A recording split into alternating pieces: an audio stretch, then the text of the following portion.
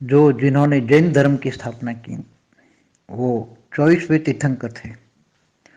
तो उससे पहले जो 24 तीर्थंकर हुए थे, जो उनकी आत्माएं 24 तीर्थंकर, 23, ये 24वें नंबर पे थे। तो 23 जो तीर्थंकर हुए थे आदिनाथ से लेकर जो सभी, वो 23 तीर्थंकर जो सूक्ष्म वतन में रहते थे, वो आत्माएं, उन्होंने इनको, उनकी आत्मा पर अपना रेज मार के अपना ज्ञान दिया कि मेरे से पहले 23 तीर्थंकर हुए हैं। तो जो तीर्थंकरों का ज्ञान देने का काम था महावीर स्वामी का, इन्होंने 23 तीर्थंकरों का ज्ञान दिया। और जो सूक्ष्म वतन में जो 23 तीर्थंकर ऊपर रहते थे, उन्होंने अपना अपना परिचय लिखवाया कि मैं ये हूँ, मैं हूँ। 23 तीर्थंकरों का परिचय उन्होंने लिखवाया। वो ऊपर रहने वाली 23 तीर्थंकरों वाली आत्माओं ने उनको रेज मार के बुलवाया, उनके मुंह से बुलवाया 23 तीर्थंकर, और अपने आप को बोला मैं 24वां तीर्थंकर हूँ। तो इन्होंने बताया कि अच्छा, सत्य बोलो, अपरिग्रह, तो हिंसा नहीं करनी, अहिंसा, अहिंसा की बात हमेशा कहते थे, अहिंसा परमो धर्म। वो गौतम बुद्ध भी कहते थे अहिंसा परमो धर्म, महावीर स्वामी ने भी कहा। तो गौतम बुद्ध और महावीर स्वामी ये पैरेलल हुए हैं धरती पर।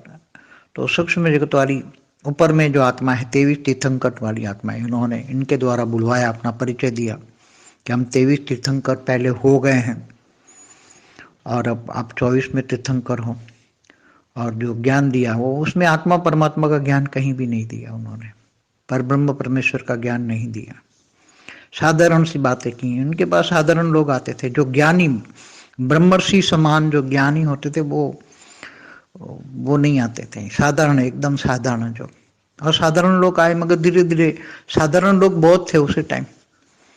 आज से 2500 साल पहले साधारण आत्माएं बहुत होती थी, तो वो झुंड के झुंड आने लगे, जिनको ज्ञान से मतलब नहीं था उनको। क्योंकि उसी टाइम सबसे बड़ी बात ये होती थी कि हिंदू मंदिरों में जो ये 4 वर्ण अवस्था थी ना, मनु स्मृति में जो बताई, ब्राह्मण, क्षत्रिय, वैश्य और शूद्र। तो जो शूद्र वर्ण होती थी वो मेजोरिटी, मतलब टोटल पॉपुलेशन का 60% होती थी। ब्राह्मण बहुत कम होते थे, क्षत्रिय जो राजा बनते थे, जो रक्षा करते थे, और वैश्य जो व्यापार करते थे। बाकी जो सेवा करते थे उनको वैश्य कहते थे। उनमें सभी सेवाधारी, मतलब जो सेवा करने वाली एक कौम थी, उनको सेवाधारी को शूद्र कहते थे। तो सारे के सारे ये बौद्ध धर्म या जैन धर्म में पहले ये कन्वर्ट होने लगे, बहुत जाने लगे वहां, क्योंकि उनको मंदिरों में अलाउ नहीं था। हिंदू धर्म वालों ने ये मंदिरों में अलाउ नहीं करते थे, इसलिए वो जाए तो जाए कहाँ, इसलिए ये या तो बौद्धि बने या फिर जैनी बने।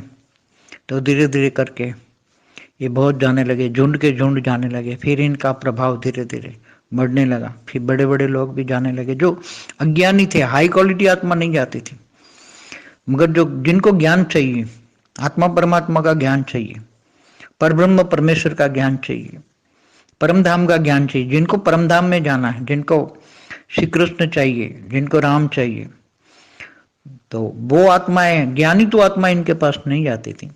ज्ञानी तो आत्माएं तो हमारे वेदोपनिषद, गीता ज्ञान, उसी टाइम गीता ज्ञान भी था, क्योंकि गीता ज्ञान को दिए हुए आज 5000 साल हुए, महाभारत को हुए 5000 साल हुए। तो गीता ज्ञान को दिए, तो जो हाई ज्ञानी जो आत्मा थी वो गीता ज्ञान पढ़ते थे या वेद उपनिषद पढ़ते थे, और बड़े ज्ञानी लोगों के पास जाते थे, मगर उसकी संख्या ना के बराबर थी। ज्ञानी आत्माओं की संख्या भारतवर्ष में भी ना के बराबर थी। वो ब्राह्मण ही थे, ब्राह्मण ही ब्रह्म ज्ञान थोड़ा कुछ लेते थे, सभी ब्रह्मर्षि नहीं होते। और जो राजा होते थे वो राज ऋषि बनकर सेवा करते थे, और वैश्य होते व्यापार करते। बाकी शूद्र में सभी कौम आ जाती, सेवाधारी कौम, सभी 18 वर्ण आ जाते उसमें, कई प्रकार की वर्ण आ जाते उसमें। तो सभी लोग उसी में, जो आत्मा परमात्मा का ज्ञान नहीं होता, सिर्फ सत्य बोलो, अहिंसा परमो धर्म, ऐसे में चले जाते हैं परम शांति।